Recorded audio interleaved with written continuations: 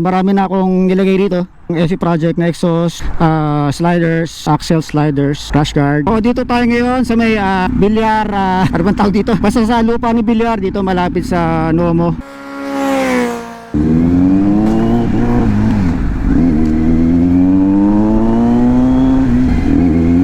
May nadaanan akong bato yata yun eh. Mamaya kasi checking ko. Nagulat ako, akala ko kung ano lang. Magandang umaga mga kaibigan at nagbabalik ang inyong lingkod, Dan Can Ride. Dito, tama ang road trip lang tayo dahil naka-BL tayo ngayon at inubos natin ang ating BL para sulit na sulit ang taon. Dahil pag di natin nagamit ang BL ay sayang, di ba? So dapat talaga ginagamit ang BL para tayo na pagpahinga, di puro trabaho. Dahil pag puro trabaho eh masama sa kalusugan yan.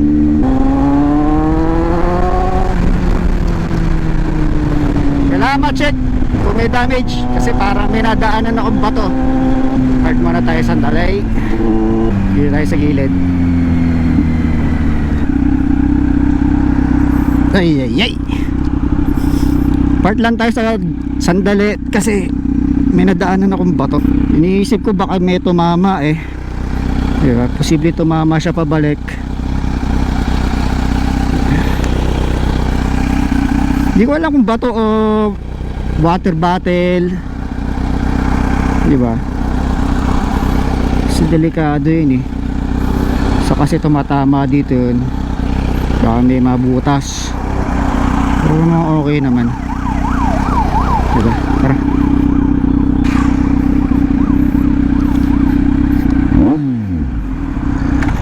Ay. Nakano pa pala. Side stand. Side stand.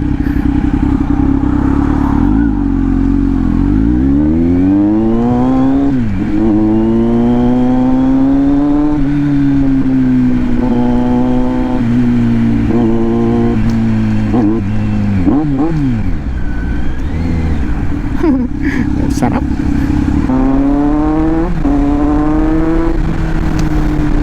Mag sports mode o sports mode nga ba tawag dito? Eh, tanggalin ko, naka-hazard. Try ko nga mag sports. Yan. Kasi napapansin ko pag naka rain mode is pigil yung power niya sa gitna. Yari, electhrottle ka. Pag ang gitna ng throttle parang biglang magiging pigil tapos sabay diretso. Controlled yung ano niya, yung power na binibigay. Medyo masikip eh.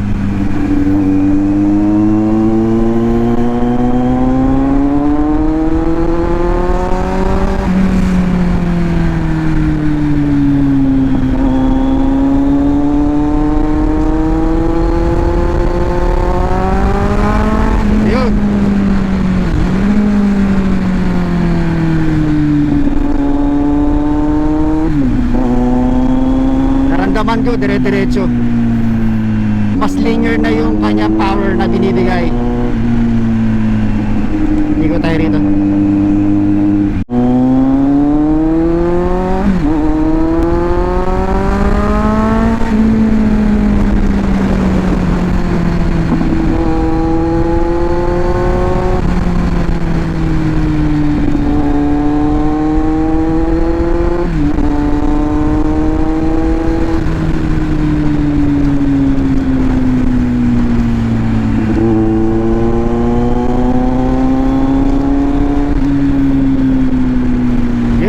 Sports mode.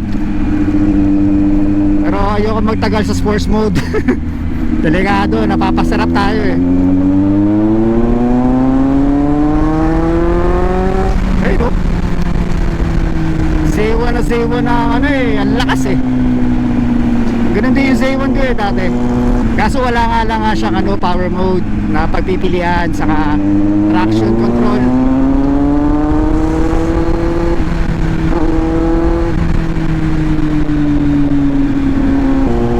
Tayo baka may madaan na tayong buhangin, delikado.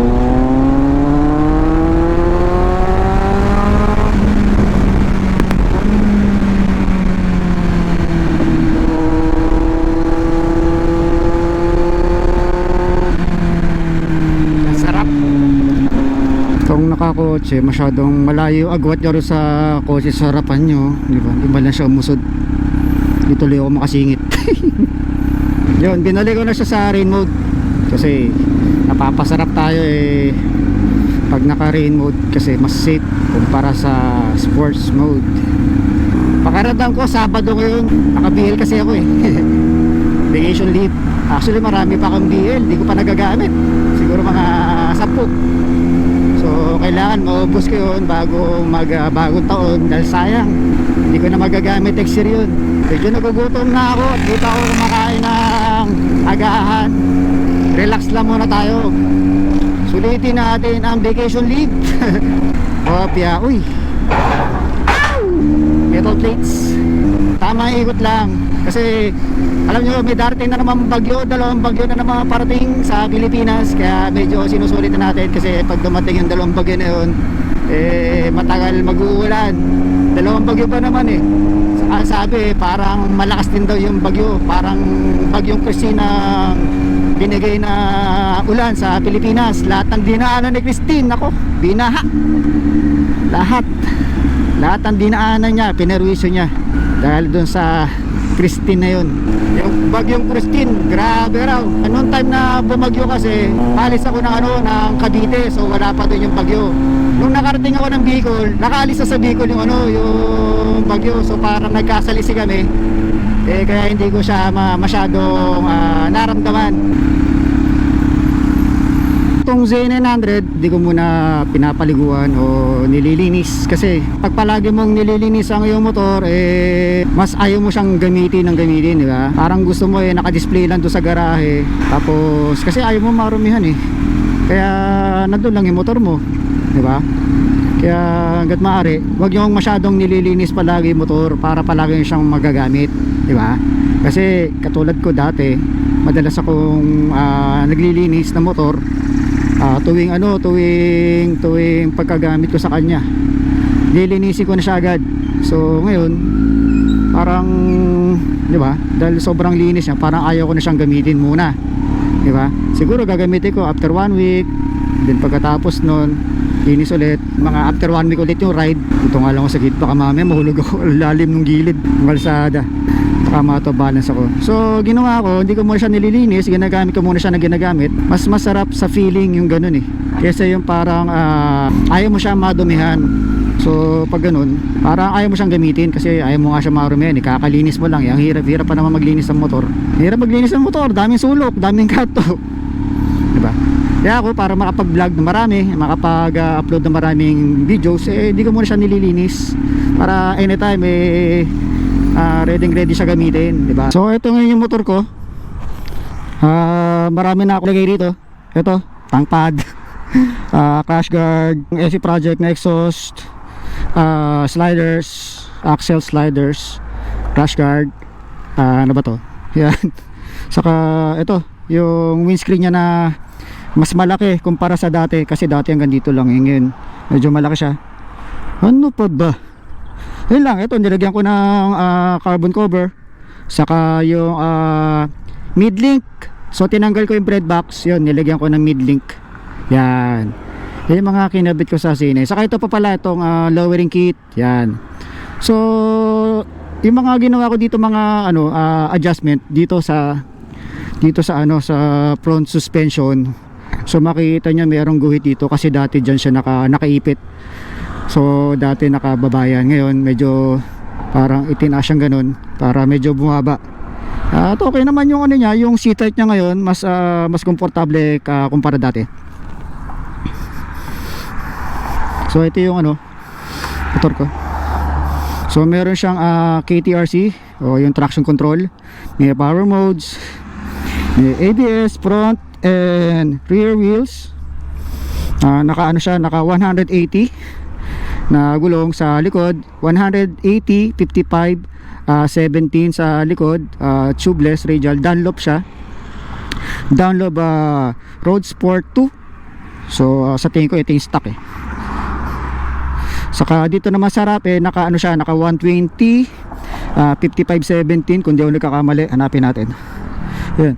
120, hindi pala, sorry, 120, 70, 17 yung kanyang front tire, Road Sport, Dunlop Road Sport 2.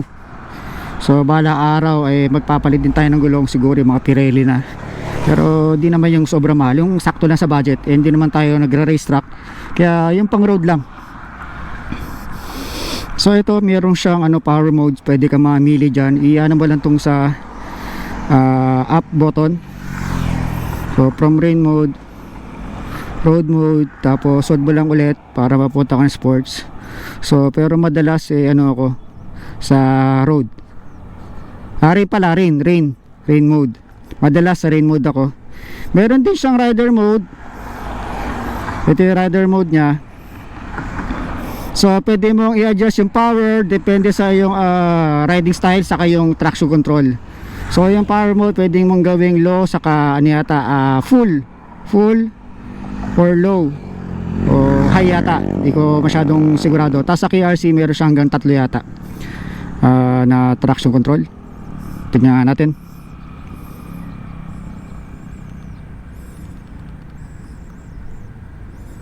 Yan, diba? Pwede mong low or full. Low, full power. Yan, full power. Yan. Pero balik natin siya sa low. Yan. Tapos sa traction control naman meron siyang 1 hop,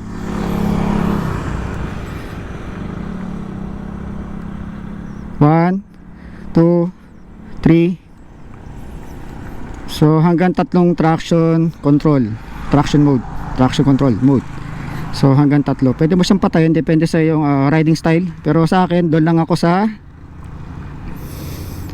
rain mode para ma-safe kasi madalas nag-uulan. Yan.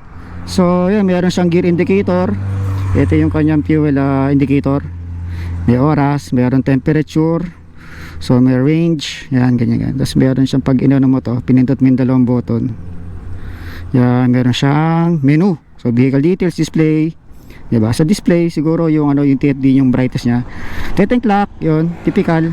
Service, kumbaga kunyari gusto nyo every 6,000 km magpapalit na kayo ng langis o kung ano-ano, pwede siyang i-indicate dyan. Saka Bluetooth para pwede nyo makonect yung cellphone nyo sa motor. So kung ano yung nandito sa display mapupunta dun sa sa motor. Nandun sa motor So kung ano yung nasa TFD display nyo makikita nyo rin sa cellphone. Pati history ng mga kung nakailang kilometro na kayo, kung ano pa, saka units. So sa units yata yung yung parang yung speed. So fuel mileage yan, kunyari kilometer per hour, kilometer per liter, temperature. Yan, pwede nyo bago-baguhin yan. So yun lang naman. So paano ba tayo babalik? Hop.